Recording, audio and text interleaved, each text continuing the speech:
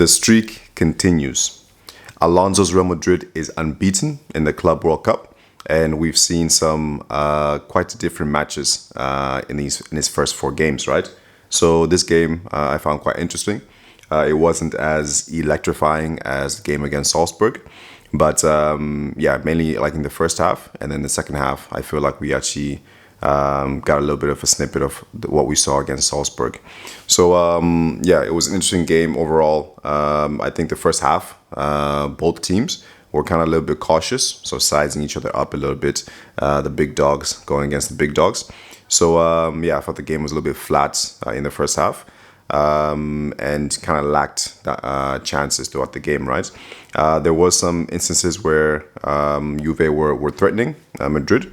And yeah, Madrid, I think most of their shots came from outside the box, right? So this is, for example, a habit that Real Madrid have had in the past seasons, you know. And yeah, sometimes it works, sometimes it doesn't. But yeah, with this new reign, for me, for example, I want to see them being able to try to break teams down differently, right? So when I saw them shooting outside the box, I was like, okay, fine.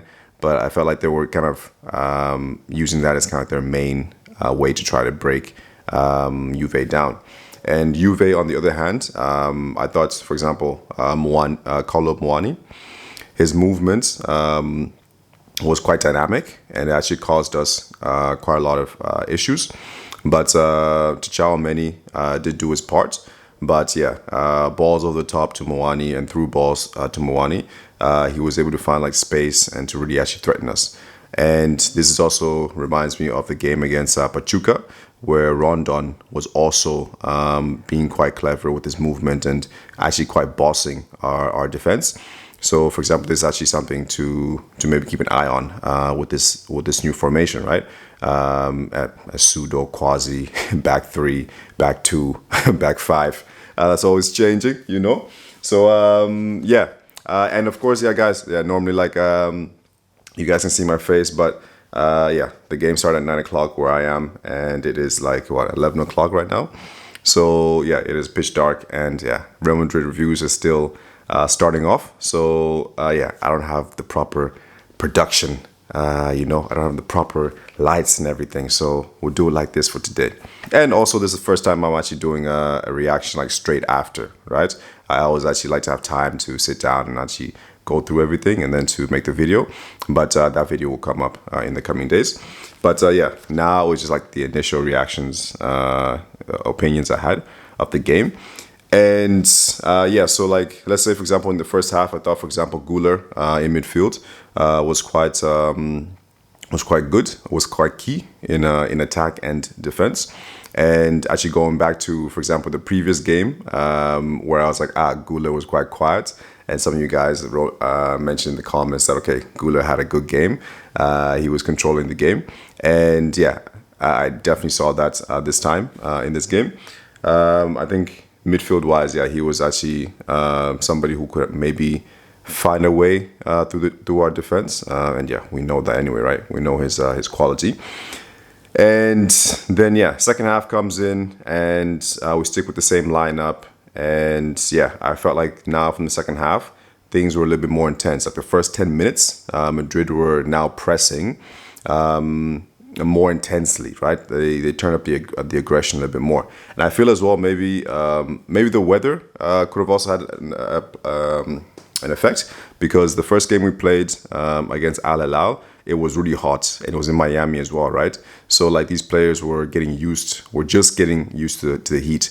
So I feel like maybe that could have been into consideration, because yeah, they didn't come out gun holes like they did against Salzburg.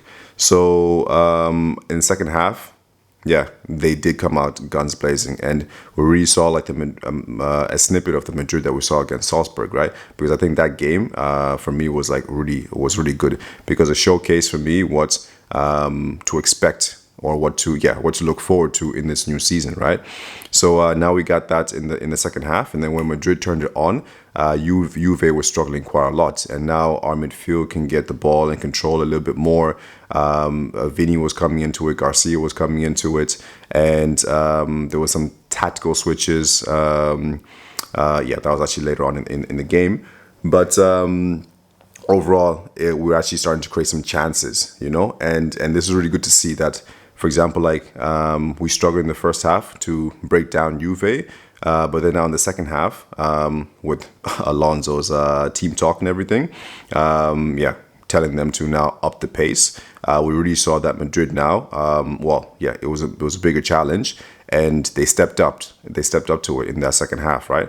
So in that second half, they were able now to actually break down the teams. So not only were they now shooting from outside the box, which is a good tool to have, but they were now also finding ways to actually break through the lines, right? Güler with his passing, Trent with his passing. Trent, I think, didn't have the best of games, but he had key moments, right? And also getting the assist for Gonzalo Garcia.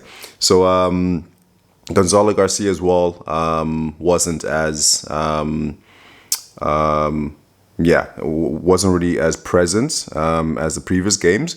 But when the chance came, he took that opportunity, right? Which is a nice contrast, for example, like with actually Juve striker Muani. Muani had an amazing opportunity in the beginning of the game on the 6th minute to actually get Juve in front, and then he missed the opportunity, right, with the chip over the goal. Garcia gets his first chance, boom, header in. So this kid is just, like, honestly, feels like he's come out of nowhere. This is my first introduction into him, and I like him. And if it wasn't clear already, I would think that this goal, and his overall performance in the Club World Cup, this literally means like he's gonna be staying at Madrid and playing for the first team, right? Because I would really like to see him playing, and I think that's gonna be quite dangerous. Like when Alonso came in, I was thinking, okay, it's gonna be really, really, really amazing what he can do with this midfield. But then with this game, just before this game, I was actually thinking like, oh, well, just wait. The whole team's going to improve. But yeah, I never really thought about the forward line. Like right now, we're going to have, Mbappe. I'm looking for him to actually, to see how he's going to fit in the system and how he's going to improve from last year. So still getting those crazy amounts of goals, but now actually seeing better movement from him, right? Seeing him actually linking up with Vini, right? They can be the next dynamic duo, right? And also as well, I think, jumping a little bit ahead, when Mbappe came on, obviously first day back, first match back after his illness, his movement was lacking. It was really, really poor. So I think just a few more games, and for him to also just understand what he needs to do. Then we'll get some more movement from Mbappe. Gonzalo himself, he's taking his chances, right? So this is I think, staking a claim for him to be at Madrid. And now we're gonna have, for example, 3 top strikers, or let's say 1 top striker and then 2 up-and-coming strikers, right? Or you have Mbappe, you'll have Gonzalo Garcia, and don't forget Endrick, people. Do not forget Endrick, Endrick, I think is going to blow up this season. And strikers right now are not easy to come by, and lethal strikers are not easy to come by. And I feel with these 3, we actually have it. So this coming season, if those are going to be the 3 strike, if Gonzalo Garcia is there and Endrick stays and doesn't go on loan or something like that, which I don't think he should, then it's gonna be crazy, like what these kids can do and what they can do when they get the opportunities, right? So overall, things are looking, at the start of Alonso's era, are looking on the up and up. So in the second half, there was a lot of more movements. Valverde making runs, and I think as well on top of that, like Valverde, Alonso said at the beginning of the match that he compared him to Steven Gerrard, which I was like, sweet, I like that, because in the past, like I've always compared him with, I thought he could be a Kevin De Bruyne-esque player, right? But maybe actually Steven Gerrard-esque player is actually more aligned, and we actually saw snippets of that today, because like now Valverde in Alonso's team is completely different. The running and energy that he has, he now just puts that in. He puts that into going forward. making the runs, getting into spaces.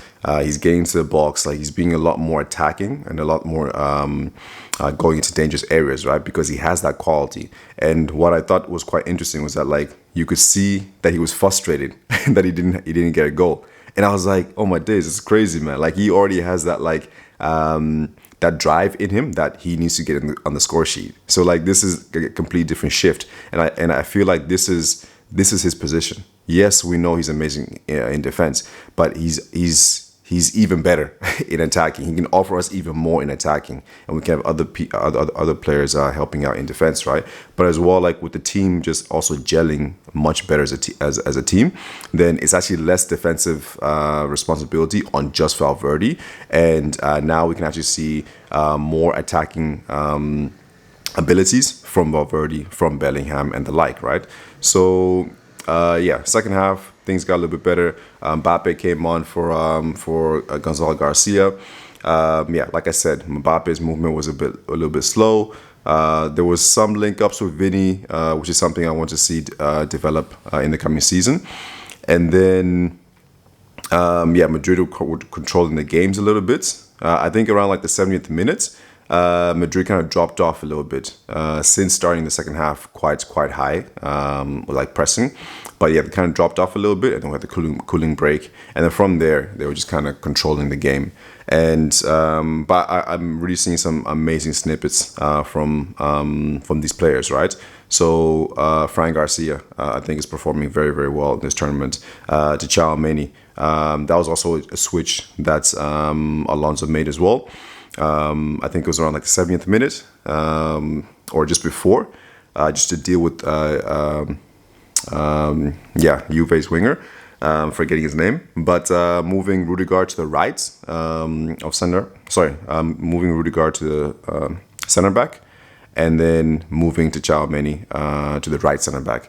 So it seemed to have worked because we gained a little bit more control, but no, not control, but a little bit less threats was coming from Juve now. So that was quite an interesting switch. And in these 4 games, like we've seen Alonso, he makes changes quickly. He's analyzing the game, he's taking notes, and he's making changes quickly. He's effective, and you really see how it directly affects. So the changes he makes actually are doing things, right? So this was the biggest test that Alonso has had, and he passed. The Madrid players passed. And yeah, yeah, first half not so great. Second half a lot more better.